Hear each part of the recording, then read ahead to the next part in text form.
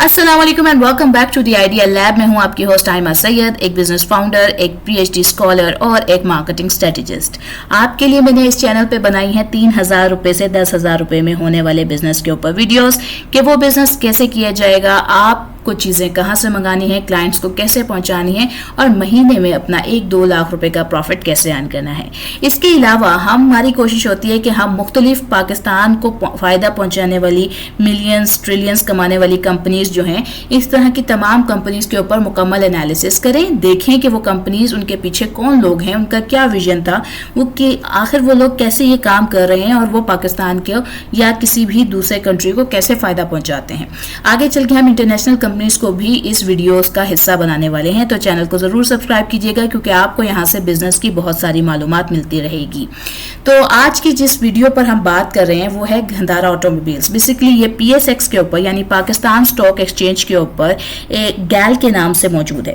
ये कंपनी जो है ये बड़ी इंटरेस्टिंग कंपनी है। इसकी अगर प्राइस की बात की जाए खरीदने की तो वह है तकरीबन 24.45 बिलियन।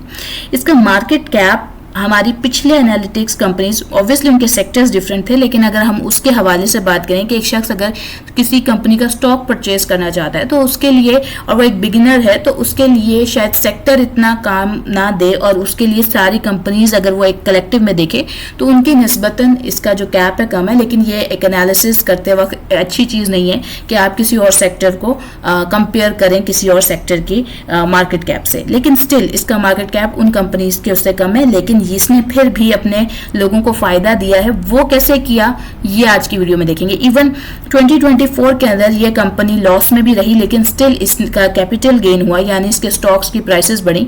वो क्यों हुई ये भी आज हम देखेंगे। अगर बात करें इसके शेयर्स की तो 2020 के अंदर इसका एक शेयर तकरीबन 98 रुपीज़ के अराउंड था और 2024 में ये प्राइस बढ़कर 294 रुपीज़ तक पहुंची है। करंट शेयर इसका आज की डेट में 524.96 रुपीज़ का है। अगर किसी ने इसके शेयर्स तकरीबन 10,000 रुपये के 2020 में परचेज किए थे और आज की डेट पर उसको सेल किया था तो ये तकरीबन 40 से 43-45 के अराउंड का 1000 का प्रॉफिट है अगर 10,000 के शेयर्स खरीदे गए थे। आगे अगर उसमें री इन्वेस्टमेंट होती रही या बाकी चीज़ें देखी जाएं तो ऑब्वियसली प्रॉफिट्स मल्टीप्लाई होते रहेंगे उस हिसाब से। अगर हम इस कंपनी के पीछे इसके कंसेप्ट की बात करें, इसके ओवरव्यू की बात करें तो यहाँ से हमें आज बहुत सारी बिजनेस की सीखने वाली चीज़ें जो हैं वो मिलने वाली हैं। पहली बात यह है कि ये कंपनी 1981 के अंदर प्राइवेट लिमिटेड कंपनी के तौर पर इंट्रोड्यूस हुई थी। जब भी हम किसी बिजनेस को रजिस्टर करवाते हैं तो वो मुख्तलिफ तरह की एंटिटीज़ में रजिस्टर हो सकता है।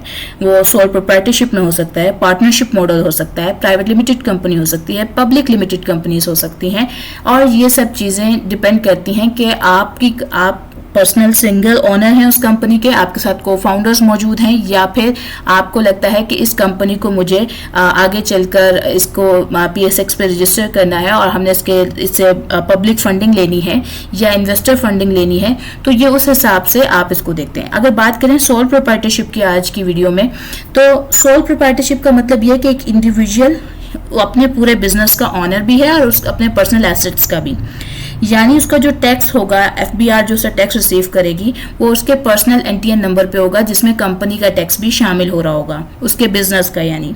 और अगर बात करें प्राइवेट लिमिटेड कंपनी की तो ये एक अलग NTN पे बनती है, आपके पर्सनल NTN अलग होते हैं और आपके एसेट्स जो हैं वो सेपरेटेड रहते हैं। एक पर्सन जिसने उस कंपनी को ओन किया है उसके एसेट्स उसकी कंपनी के एसेट्स से, उसके बिजनेस के एसेट्स से डिफरेंशिएटेड रहते हैं। और अगर अब हम वापस गैल पर आएँ तो ये 1981 में प्राइवेट लिमिटेड कंपनी के तौर पर इंट्रोड्यूस हुई, जबकि 1992 में इसने कन्वर्ट किया एक पब्लिक लिमिटेड कंपनी के अंदर। ये कंपनी जो है वो BSL की सब्सिडरी थी। ये प्रिंसिपल इसका जो बिजनेस है बेसिकली ये क्योंकि ऑटोमोबाइल्स की कंपनी है, व्हीकल्स की कंपनी है, ये ट्रक्स बनाती है, इंपोर्ट एंड सेल करती है पार्ट्स को, निसान, और इसके डिफरेंट ब्रांड नेम्स मौजूद हैं। इसके अलावा इसका मेजर अगर बात करें इसके बहुत सारे कंपनीज के साथ जो है वो व्हीकल्स को असेंबली के जो कॉन्ट्रैक्ट्स हैं वो कायम हैं। अगर हम बात करें कि इसके पीछे कौन लोग हैं जिनकी मेहनत और विजन शामिल है, तो उसमें इनके सीईओ हैं अहमद कुली खान, इसके चेयरपर्सन हैं lieutenant general Ali Quli, company secretary Iftikhar Ahmad Khan. इसकी ऑफिशियल वेबसाइट है www.gandharanissan.com.pk। निसान एक बड़ी कंपनी है और हम उसको इस नाम से बहुत अरसे से मार्केट में देखते भी आए हैं।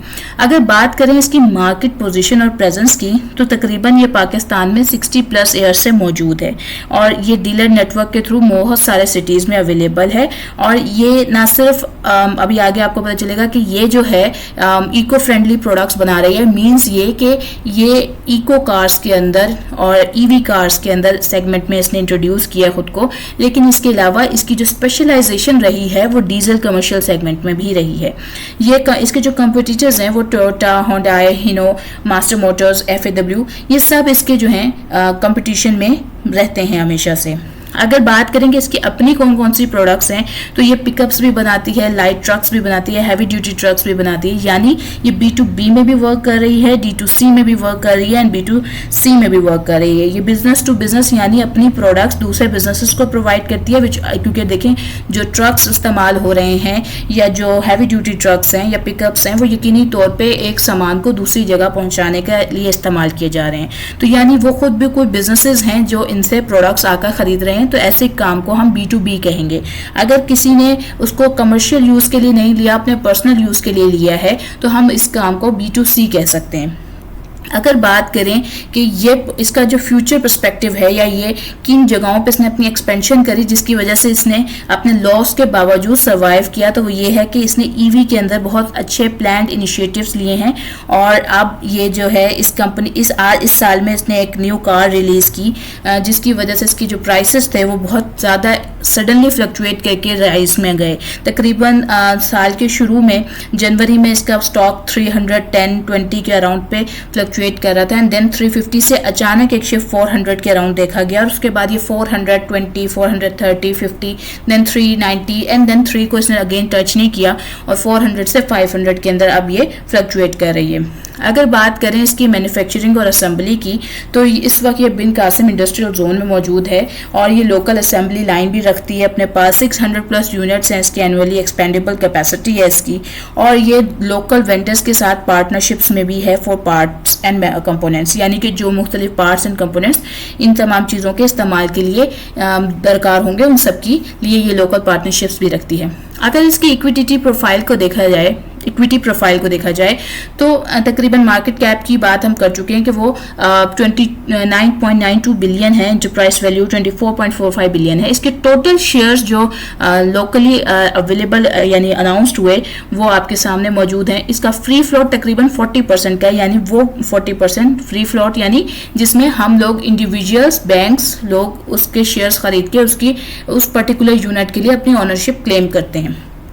अगर बात की जाए इसकी फाइनेंशियल सेल्स के हवाले से, तो इसकी सेल्स जो हैं वो 2021 से 2022 में काफ़ी इंक्रीज हुई थी एंड आफ्टर दैट 2023 में इसने एक अच्छा बूम दिखाया था, लेकिन इन 2024 ये तकरीबन 5 लाख के नुकसान पर थी, मतलब लाइक 5 to 10 लाख के नुकसान पे रही।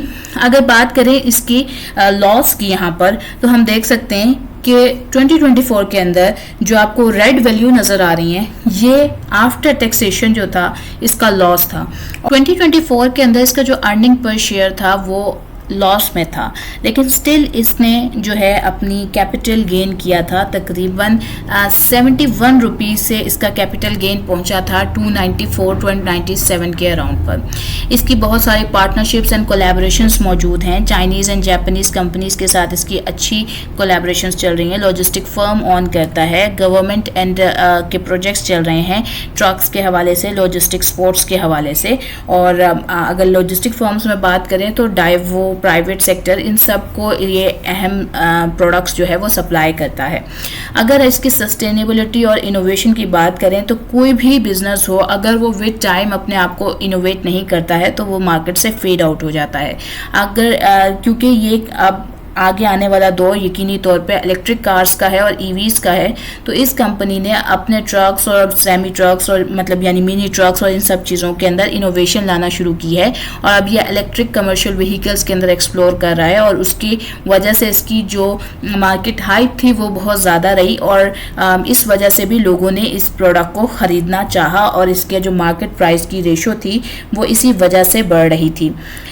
इसमें ना एक चीज़ जो होती है यानी कि जब किसी स्टॉक की मार्केट कैप कम हो लेकिन यानी कि किसी कंपनी का मार्केट कैप कम हो लेकिन फिर भी वो प्रॉफिटेबिलिटी में जा रही है अपने कैपिटल गेन के तौर पे, तो उसमें बहुत सारी बातें हो सकती हैं जैसे कि मार्केट के अंदर स्पेकुलेशन होना, क्योंकि अब इस कंपनी के हवाले से हम ये देख सकते हैं कि इसका फ्यूचर पर्सपेक्टिव जो है वो ईवीज में है और हर बंदा इस वक्त इस बात को समझता है कि ईवी आने वाले वक्त में हर शख्स की ज़रूरत होगा, क्योंकि कंपनीज या जो है वो गवर्नमेंट की पॉलिसीज को देख रही होती हैं और गवर्नमेंट क्योंकि इस चीज़ की तरफ एक बेहतर सपोर्ट दिखा रही है, तो यकीनी तौर पे ये एक अच्छा इनिशिएटिव था। इसके अलावा जो सेक्टर वाइज रैली होती है यानी कि जो ऑटोमोबाइल इटसेल्फ अगर बहुत ज़्यादा बूम में हो तब भी स्टॉक की प्राइस बहुत बढ़ती है। स्ट्रैटेजिक अनाउंसमेंट्स होती हैं यानी कोई नई पार्टनरशिप मॉडल्स अगर ये कंपनी करती है तब भी उसकी वजह से भी इसकी जो कह लें कि ट्रस्ट है वो इसके स्टॉक होल्डर्स के अंदर बढ़ता है, जिसकी वजह से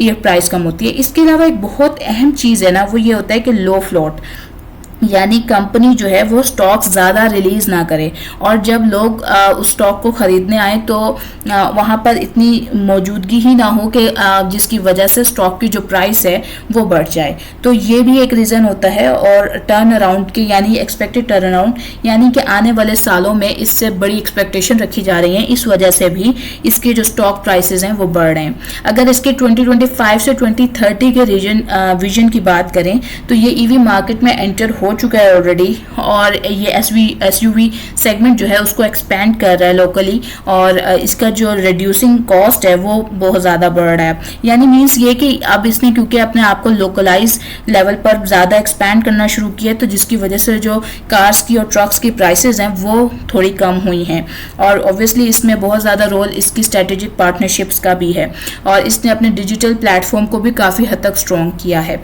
अगर हम ये देखें कि एट दी एंड कि हमारा क्या इस कॉन्सेप्ट को गैल के ऊपर बनता है, सो ये एक स्ट्रेटेजिक पोजीशनिंग रख रहा है इस वक्त पाकिस्तान में। ये ईवी में भी वर्क कर रहा है, टेक्नोलॉजी में भी और मैन्युफैक्चरिंग के अंदर लॉजिस्टिक एंड ट्रांसपोर्ट सेक्टर को भी ये ट्रांसफॉर्म कर रहा है अपनी विजन के थ्रू। और ये एक कह लें कि इसके वैल्यूज़ इस तरह की चीज़ नहीं कहते कि एक वॉलेटाइल स्टॉक है, लेकिन ये एक रिस्की फैक्टर है क्योंकि जब आप इतनी सारी चीज़ें अनाउंस करते हैं तो वो ये सब चीज़ें प्रोलॉन्ग विजन के ऊपर डिपेंड करती हैं कि वो उस तरीके से एग्जीक्यूट होती हैं या नहीं। अगर आने वाले सालों में क्या कभी भी इसकी तरफ से कोई बैड न्यूज़ आई तो ये बहुत बुरी तरह से गिर भी सकता है क्योंकि ऑलरेडी मार्केट कैप कम है।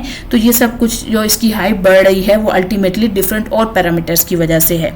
उम्मीद करती हूँ कि आपको आज की वीडियो पसंद आई होगी। अगर आपका कोई सवाल है तो हमें कमेंट डाउन करें। अगर आप चाहते हैं कि आने वाली वीडियोस में हम किसी पर्टिकुलर कंपनी के बारे में बात करें, चाहे वो नेशनल है या इंटरनेशनल, तो हम उसके ऊपर आपके लिए कोई अच्छी सी वीडियो लेकर आएंगे।